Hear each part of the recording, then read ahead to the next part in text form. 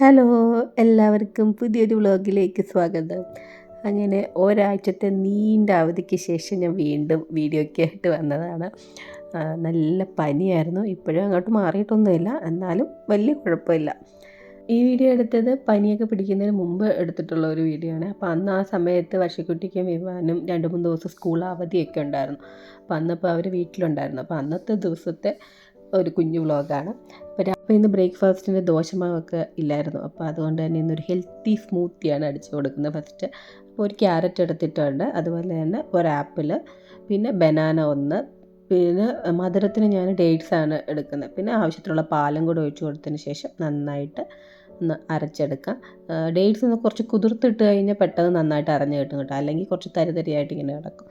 പിന്നെ കുറേ ദിവസം കൊണ്ട് ഇവർ പറയുന്നുണ്ട് മാഗി വേണമെന്ന്. അപ്പോൾ ശരി, ഇന്ന് മാഗിയാണ് രാവിലത്തെ ബ്രേക്ക്ഫാസ്റ്റിന് കൊടുത്തത്. അപ്പോൾ ശരി, കുറച്ചൊന്ന് ഹെൽത്തി ആയിക്കോട്ടെ എന്ന് പറഞ്ഞാൽ 1-2 മുട്ടയും കൂടി ഇതുപോലെ ഒന്ന് ചിക്കി പൊരിച്ചിട്ട് മാഗിയുടെ കൂടെ ഇട്ട് മിക്സ് ചെയ്ത്. പക്ഷേ പഴയ ഒരു ടേസ്റ്റ് ഒന്നും ഇപ്പോൾ കിട്ടുന്നില്ല മാഗിക്ക് കേട്ടോ.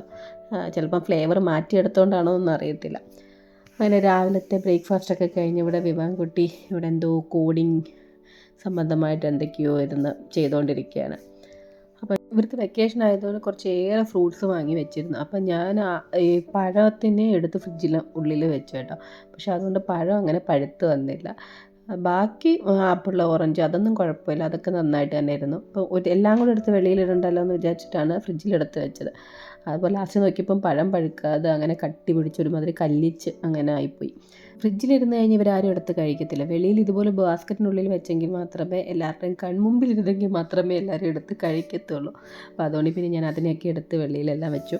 അപ്പോൾ ഇന്ന് ഉച്ചയ്ക്ക് ഇവർ എല്ലാവരും വീട്ടിലുണ്ടല്ലോ, കുട്ടിയും വിമാനം വീട്ടിലുണ്ട്. ഏട്ടൻ ഓഫീസിൽ പോകണമായിരുന്നു, അപ്പോൾ ഏട്ടൻ പോയിട്ടുണ്ട്. അപ്പോൾ ഇന്നപ്പം എന്തെങ്കിലും നല്ല രീതിയിൽ ഫുഡൊക്കെ ഉച്ചയ്ക്ക് ഉണ്ടാക്കി കൊടുക്കണം. അല്ലാതെ സാധാരണ സ്കൂളിൽ നിന്നാണ് വിവാൻ ഫുഡ് കഴിക്കണത്. പക്ഷേ കുട്ടി എന്തെങ്കിലും വെറൈറ്റി റൈസൊക്കെയാണ് കൊണ്ടുപോകുന്നത്.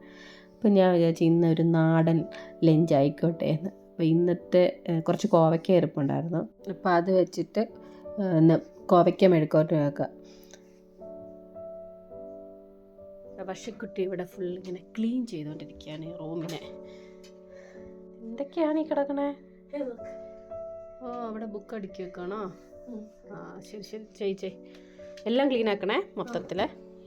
അപ്പോൾ വീട്ടിലിരിക്കുന്ന ദിവസങ്ങളിലാണ് ഇതുപോലത്തെ പണികളൊക്കെ കൊടുക്കാൻ പറ്റും. അപ്പോൾ ഞാൻ പറഞ്ഞ ആ റൂമൊക്കെ ഒന്ന് വൃത്തിയാക്കാൻ കുറേ ദിവസമായിട്ട് ബുക്കൊക്കെ എടുത്തിങ്ങനെ നമ്മുടെ വിൻഡോയുടെ അവിടെയാണ് വെച്ചുകൊണ്ടിരുന്നത്. അപ്പോൾ അവിടെ ഇങ്ങനെ ഒരു ഷെൽഫ് ഉണ്ടായിരുന്നു. അപ്പോൾ ആ ഷെൽഫിൽ അടുക്കാൻ പറഞ്ഞ് അങ്ങനെ മൊത്തത്തിൽ അടുക്കിക്കൊണ്ടിരിക്കുകയാണ്. അപ്പം ഞാൻ അതിൻ്റെ ഇടയിൽ വന്ന് നമ്മുടെ കോവയ്ക്ക മെഴുക്കോട്ട് റെഡിയാക്കിക്കൊണ്ടിരിക്കുകയാണ്. അപ്പോൾ ചെറിയ ഉള്ളി ജസ്റ്റ് ഒന്ന് ചതച്ചതും, പിന്നെ വറ്റൽമുളകും, പിന്നെ സവാള, പച്ചമുളക്, കുറച്ച് മഞ്ഞൾപ്പൊടി, പിന്നെ അതുപോലെ തന്നെ കുറച്ച് മുളക് പൊടി ഇട്ട് കൊടുക്കുന്നുണ്ട്. എന്നിട്ട് കോവയ്ക്കയും കൂടി ഇട്ടിട്ട് നന്നായിട്ടൊന്ന് റോസ്റ്റ് ചെയ്തെടുക്കുമ്പോൾ നമ്മൾ അടിപൊളി കോവയ്ക്ക ഫ്രൈ കിട്ടും. അപ്പോൾ അതിൻ്റെ ഇടയിൽ ചോറും കൂടെ വേവിച്ചെടുക്കും. കുക്കറിൽ ഒരു വിസിലടിച്ചതിന് ശേഷം പിന്നെ ഓപ്പൺ ചെയ്തിട്ടാണ് വേവിക്കുന്നത് കേട്ടോ. അപ്പോൾ ആ ഒരു പശപശപ്പൊക്കെ മാറിക്കിട്ടും. കുറച്ച് ചിക്കൻ ഇരിപ്പുണ്ടായിരുന്നു, ബ്രസ്റ്റ് പീസ്. അപ്പോൾ എന്ന് വിചാരിച്ച് ചിക്കൻ തോരനാണ് ഉണ്ടാക്കുന്നത്. അപ്പോൾ അതിൻ്റെ വെളിച്ചെണ്ണയിലേക്ക് കുറച്ച് തേങ്ങാക്കൊത്തും സവാളയും കൂടി ചെറുതായിട്ട് അരിഞ്ഞതും കൂടി ഇട്ട് കൊടുക്കുക. പിന്നെ ഇഞ്ചി, വെളുത്തുള്ളി, പച്ചമുളകും കൂടെ ചതച്ചതാണ്. പിന്നെ വേണ്ടത് തേങ്ങ, പെരുംജീരകം, ചെറിയ ഉള്ളി, ഇതെല്ലാം കൂടെ ഒന്ന് ചതച്ചെടുത്തിട്ട് അതും കൂടി നമുക്കിതിൻ്റെ കൂടെ ഇട്ട് നന്നായിട്ടൊന്ന് മിക്സ് ചെയ്യാം. പിന്നെ ചിക്കൻ ഞാൻ കുക്കറിലൊന്ന് വേവിച്ചെടുത്ത്, അപ്പോൾ അതിൽ കുറച്ച് സ്റ്റോക്ക് ഉണ്ടായിരുന്നു ചിക്കൻ്റെ, ആ വെള്ളം ഉണ്ടല്ലോ, അപ്പോൾ അത് കുറച്ച് ഇതിലേക്ക് ഒഴിച്ചു കൊടുക്കുന്നുണ്ട്. പിന്നെ ആവശ്യത്തിലുള്ള പൊടികളായ മഞ്ഞൾപ്പൊടി, മുളക് പൊടി, കുരുമുളക് പൊടി, പിന്നെ വേണ്ടത് ചിക്കൻ മസാലയാണ് കേട്ടോ. അതും കൂടി ഇട്ട് കൊടുത്തിട്ട് നന്നായിട്ട് മിക്സ് ചെയ്യുക. ഇപ്പോൾ ഞാൻ എടുത്തിരിക്കുന്ന എല്ലില്ലാത്ത ചിക്കനായിരുന്നു കേട്ടോ. അതിനെ ഒന്ന് വേവിച്ചിട്ട് ഇതുപോലെ എല്ലാം കൂടെ നന്നായിട്ട് ഒന്ന് ഷ്രെഡ് ചെയ്തിങ്ങനെ എടുക്കുമല്ലോ നമ്മളിങ്ങനെ പിച്ചിപ്പറിച്ച്, അതെടുത്തിട്ട് ഇതിൻ്റെ കൂടെ മിക്സ് ചെയ്തിട്ട് നന്നായിട്ടൊന്ന് യോജിപ്പിച്ച് ആവശ്യത്തിനുള്ള ഉപ്പും കൂടി ഇട്ട് കഴിയുമ്പോൾ നമ്മുടെ അടിപൊളി ചിക്കൻ തോരൻ റെഡിയാവും. അപ്പം വർഷക്കുട്ടിക്ക് ഭയങ്കര ഇഷ്ടമാണ് ഇതുപോലെ ലഞ്ച് ബോക്സിലാക്കി കൊടുക്കുക. നമ്മുടെ നാടൻ രീതിയിൽ ഫുഡ് ഇങ്ങനെ കഴിക്കാൻ, നമ്മൾ ഉച്ചയ്ക്ക് ഇങ്ങനെ ഇപ്പോൾ നമ്മുടെ പൊതിക്ക് ഇങ്ങനെ തുറന്ന് കഴിക്കുകയുണ്ടല്ലോ. ഇലയൊക്കെ കിട്ടിയെങ്കിൽ അടിപൊളിയായിരുന്നേനെ. ഇല ഇല്ലാത്തത് കൊണ്ട് നമ്മൾ നമ്മുടെ പാത്രത്തിൽ വെച്ചിട്ട് സെറ്റാക്കി കൊടുത്തു. അപ്പോൾ നമ്മുടെ കോവയ്ക്ക മെഴുക്കോട്ടിയും ചിക്കൻ തോരനും പിന്നെ ചുട്ടരച്ചിട്ടുള്ള ചമ്മന്തിയും കൂടെയാണ് കേട്ടോ. പിന്നെ ഞാൻ കുറച്ച് തൈരും കുറച്ച് അച്ചാറും കൂടെ എടുത്തിട്ടുണ്ടായിരുന്നു. അപ്പോൾ എനിക്ക് ഈ ഒരു കോമ്പിനേഷൻ കണ്ടപ്പോൾ എനിക്കും കഴിക്കാൻ ഭയങ്കര ആഗ്രഹം തോന്നി. നല്ല ചൂടോടുകൂടി കഴിക്കുമ്പോൾ ഒരു പ്രത്യേക ടേസ്റ്റാണല്ലോ. അപ്പോൾ ഇതെല്ലാം കൂടെ മിക്സ് ചെയ്തിട്ട് അങ്ങനെ കൂട്ടി കുഴച്ച് കഴിക്കുമ്പോൾ നല്ല അടിപൊളി ഫുഡായിരുന്നു കേട്ടോ. നല്ല ടേസ്റ്റ് ഉണ്ടായിരുന്നു, ഒരു നാടൻ ടേസ്റ്റായിരുന്നു. അപ്പോൾ അങ്ങനെ അതൊക്കെ കൂട്ടി ഞാൻ ഫസ്റ്റ് കൊണ്ടു. അതിന് മുമ്പ് ഇവർക്ക് റെഡിയാക്കി വെച്ചു. അപ്പോൾ ഇനിയിപ്പോൾ ഇവർക്ക് കൂടെ കൊടുക്കാം.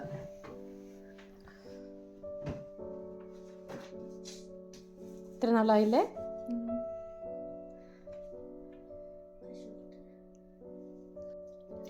എങ്ങനെയുണ്ട്? അടിപൊളിയാ? ഇഷ്ടപ്പെട്ടോ?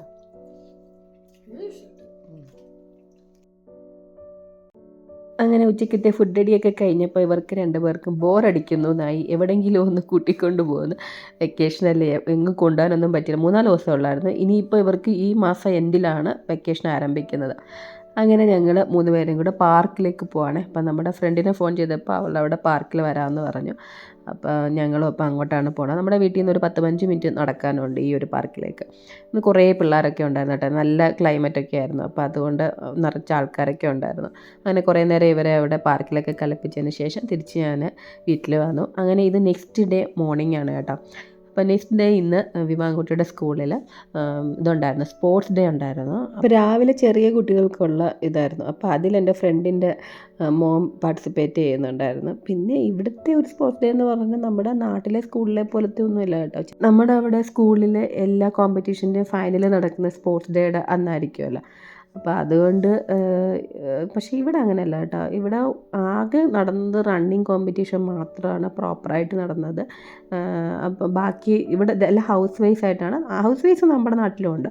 പക്ഷേ ഇവിടെ ബാക്കിയെല്ലാം ഇതുപോലെ ചുമ്മാ അങ്ങോട്ടും ഇങ്ങോട്ടും ഉള്ള ചെറിയ ചെറിയ ഗെയിംസൊക്കെ ആയിരുന്നു. പക്ഷേ അതൊന്നും ഒരു കോമ്പറ്റീഷൻ പോലായിട്ടൊന്നും തോന്നിയില്ല.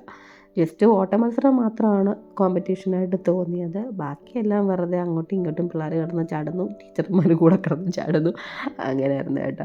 ആ ഒരു ഫീല് കിട്ടിയില്ല ആ ഒരു സ്പോർട്സ് ഡേയുടെ. നമ്മുടെ നാട്ടിലാണെങ്കിൽ അതൊരു ഭയങ്കര അനൗൺസ്മെൻറ്റും കാര്യങ്ങളൊക്കെ ആയിട്ട് അതിനിടയിൽ നമ്മുടെ പരേഡും എല്ലാം ഉണ്ടാവുമല്ലോ. അപ്പോൾ അതൊക്കെ കാണാൻ ഒരു പ്രത്യേക ഒരു ഇതാണ് കേട്ടോ. പക്ഷെ ആ ഒരു വൈബ് നമുക്കിവിടെ കിട്ടിയില്ല. ഞാൻ പിന്നെ രാവിലെ തൊട്ട് വൈകുന്നേരം വരെ ഈ സ്കൂളിൽ തന്നെ ഉണ്ടായിരുന്നു കേട്ടോ. അപ്പോൾ രാവിലെ ഫ്രണ്ടിൻ്റെ കൂടെ വന്നു. അപ്പോൾ എന്തായാലും വീട്ടിൽ ഇരുന്നിട്ട് പ്രത്യേകിച്ച് പണിയൊന്നും ഇല്ലായിരുന്നു. അതുകൊണ്ട് പിന്നെ വന്ന് ഇതെങ്കിലും കണ്ടോണ്ടിരിക്കാമെന്ന് വിചാരിച്ചു. അങ്ങനെ അത് കഴിഞ്ഞ ശേഷമാണ് ഉച്ചയ്ക്ക് ശേഷം വിവാൻകുട്ടിക്കുണ്ടായിരുന്നു. അപ്പോൾ വിവാൻകുട്ടിയുടെ ഒരു ടീമാണെന്നുകൊണ്ട് ഈ കിടന്ന് അങ്ങോട്ടും ഇങ്ങോട്ടും ബോൾ എറിഞ്ഞ് കളിക്കുന്നത്. ഇതെന്തൊരു ഗെയിമാണോ എന്തോ, എന്തെങ്കിലും ആയിട്ട്. അപ്പോൾ അവരെല്ലാവരും കൂടെ ടീമായിട്ടും ഓരോ ഹൗസുമായിട്ടും ഇങ്ങനെ കളിച്ചുകൊണ്ടിരിക്കുന്നു. ഓരോ ഹൗസിനാണ് പോയിൻ്റ് കിട്ടുന്നത്. പിന്നെ റണ്ണിങ് റേസിൽ വിവാൻകുട്ടി ആദ്യത്തെ ടൈം അവൻ്റെ ക്ലാസ്സിൻ്റെ കൂടെ ഓടിയപ്പം ഫസ്റ്റ് വന്നിരുന്നു. പിന്നെ ഫൈനലിൽ എല്ലാവരും കൂടെ ചേർന്ന് ഓടിയപ്പം ഒന്നും കിട്ടിയില്ല. പണ്ടൊക്കെ ആയിരുന്നെങ്കിൽ കരഞ്ഞേനെ, അയ്യോ എനിക്ക് കിട്ടിയില്ല എന്നൊക്കെ പറഞ്ഞ്. ഇപ്പം പിന്നെ വലിയ കുട്ടിയായതുകൊണ്ട് പിന്നെ ആ ഒരു പ്രശ്നമൊന്നുമില്ല. അവനെ സ്വയം ആശ്വസിക്കും, അമ്മേ അത് കുഴപ്പമില്ല, ഞാൻ പാർട്ടിസിപ്പേറ്റ് ചെയ്തില്ലയോ എന്നൊക്കെ പറഞ്ഞ് അവനെ മോട്ടിവേറ്റ് ചെയ്യാൻ തുടങ്ങിയിട്ടുണ്ട്. ഞാനത് തന്നെ പറഞ്ഞു, എടാ ചുമ്മാ പാർട്ടിസിപ്പേഷനാണ് വളരെ ഇമ്പോർട്ടൻറ്റ്, അത് ചെയ്യുക, അല്ലൊന്നും കുഴപ്പമില്ല. ഇപ്പം സമ്മാനം കിട്ടുക എന്നുള്ളതല്ലല്ലോ, എല്ലാത്തിലും പാർട്ടിസിപ്പേറ്റ് ചെയ്യുക, അത്ര തന്നെ. അങ്ങനെയൊക്കെ പറയുന്നത് കൊണ്ട് ഇപ്പോൾ അങ്ങനത്തെ കരച്ചിലും പിഴിച്ചിലും ഒന്നുമില്ല. ഓരോ പിള്ളേർ വലുതാവും തോറും എല്ലാം മാറിക്കൊണ്ടേയിരിക്കുന്നു. പിന്നെ ഒരു ഗെയിം ഉള്ളതുകൊണ്ട് ഈ ഓടണമായിരുന്നു കേട്ടോ. ബാറ്റിൽ ബോൾ വെച്ചിട്ട് ഓടണമായിരുന്നു. പിന്നെ ഈ ബാറ്റിൽ ഈ ബോൾ വെച്ചിട്ട് ഓടുന്ന ഇതും ഒരു കോമ്പറ്റീഷനായിട്ടായിരുന്നു കേട്ടോ. അപ്പോൾ ഇതിൽ പ്രൈസ് കിട്ടിയവർക്ക് അവിടെ മെഡലൊക്കെ കൊടുക്കുന്നുണ്ടായിരുന്നു. പിന്നെ അതിനുശേഷം ഞാൻ തിരിച്ച് വീട്ടിലെത്തി. അപ്പോൾ ഇന്നത്തെ വീഡിയോ ഇത്രയൊക്കെ ഉള്ളൂ. നിങ്ങൾക്ക് ഈ വീഡിയോ ഇഷ്ടപ്പെട്ടെങ്കിൽ ഇപ്പോൾ തന്നെ ലൈക്ക് ബട്ടൺ ഒന്ന് ക്ലിക്ക് ചെയ്യണേ. അതുപോലെ തന്നെ പുതുതായിട്ട് കാണുന്നവരെ സബ്സ്ക്രൈബ് ചെയ്ത് ഒന്ന് സപ്പോർട്ടും കൂടെ ചെയ്യുക. താങ്ക്